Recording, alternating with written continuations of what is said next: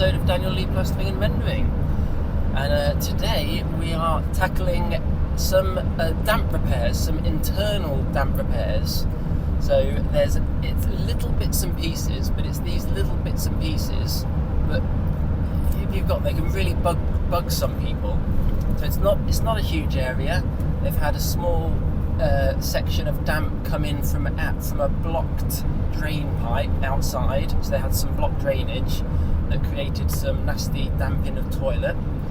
The issue was resolved and it's been drying out for I think it's been drying out for quite a few months now. It's as dry as it's going to get, so we're going to remove the contaminated plaster and we're going to replace it with some fresh plaster. There is also a couple of other damp repairs dotted around the house as well that we will be tackling as well. So yes, I hope you enjoy. So this is the main culprit, the toilet wall. It has all thoroughly dried out and it's all been hacked off by the customer nicely. There's also a patch outside the door, another patch in the kitchen that you can see the flaky paint there, and it has fully dried, as I mentioned. The customers removed all of the damaged area, all of the loose contaminated plaster. We will be scraping all of the flaky loose paint off. This particular section, so this small section has actually, the damp's gotten in and popped the plaster off. So I'm using my trusty multi-tool to cut out the damaged section of plaster. You'll see there, I'll be cutting a square. I will then remove that section of plasterboard and I will effectively seal it all up and pop a new bit of plasterboard in there, and then that will be plastered in to make good into the existing. These are only small minor bits dotted around the house, but they are things that do need to be sorted. It's quite stubborn, this is, so once I cut the perimeter around, I'm actually using my trusty, that's actually my one of my large wallpaper scrapers, and using the trusty persuader at the top there, also known as a hammer. And that just helps minimise sort of the mess and the damage. It's a much neater sort of method of just trying to remove it all. You can see there it's actually come off fairly well there, but there is a little bit of a gap, so that's right on the outside door. Very important to keep on top of the mess, of course, and this is our trusty vacuum cleaner. It's a Karcher, apologise if that's not how it's pronounced, TAC 35. It's certainly seen better days, but it is the best vacuum I've ever had.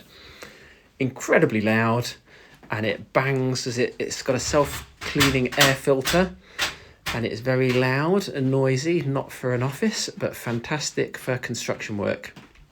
Sucks that it's brilliant for plastering. I've destroyed countless Henrys over the years. They're nice and quiet, and they're fairly simple, but they're just not man enough, unfortunately. So, but this one is my favourite vacuum. It just helps keep on top. Remember, this is a house. We're in 3 different areas of a lovely, fully furnished, beautiful house with 2 children, fully living. So you want to keep the mess to a minimum. It is dusty and messy, but vacuuming up as you go, protecting everywhere thoroughly, really, really does help keep the mess down. This is a huge difference between site work and domestic work, is the cleanliness, the time and effort you have to spend keeping on top of the mess. It's definitely worth considering if you are doing site work and want to do some work for, say, your friends and family. I always allow extra time for the protecting and tidying up, because it's always going to take a lot longer than you would if you're on a site. So you can see there I've scraped all the flaky loose damp paint off and plaster with my trusty wallpaper scraper there. Worked very well. Now I'm going to treat it all with a very strong SBR. See the SBR Plus there? That's going to give us a lovely seal over the wall and also a lovely adhesion for the next coat of plaster. And we're basically using Thistle Multi Finish, Thistle Multi Finish plaster. And we will be patching once we've done the primer there. You can see I'm priming it all up there. Nice thorough coating. Again, you can see I'm being quite generous with it. And then as I move on to the other area, Chris has jumped in and he's just very kindly cleaning up all the drips behind me, because I was a little bit sloppy there. He's so good at the cleaning side of things. The plastering guru there, expert tradesman and craftsman there. So I'm thoroughly priming the toilet wall there as well. This is going to want we'll probably give it at least an hour. It's a very warm home. They've got the heating on nice, so it's nice and toasty in there. So it's drying quite well. And it dried very nicely in about an hour. And then we will be plastering it in, feathering it up to the line, leaving it ready to be painted once dry. You can see how generous I'm being. It's sort of slopping all down the wall there a bit. There's a little bit of deep filling there that needed to be done. See that section there? That was where the customer had removed some loose plaster, but the rest of it seemed very solid and sound. And as the damp issue had been rectified, it didn't really warrant removing back to bare brick like I originally thought it might. Okay, so priming up the little patches there. There's a patch in the kitchen there that's had a bit of damp exposure as well. I like to use my 4-inch paintbrush for the majority of priming. I will use a roller if it's big areas, but this area, you're not going to get, well, you're going to struggle to get a roller in there properly. A paintbrush will get into all the nooks and crannies. That's quite bitty, that is, sort of gaps here and there. So I'm giving that a very thorough coat of SBR, or SBR Plus on this one. And I'm also using, you can see a sealant and adhesive. It's Fix-All's version, the one I love. It's fantastic stuff.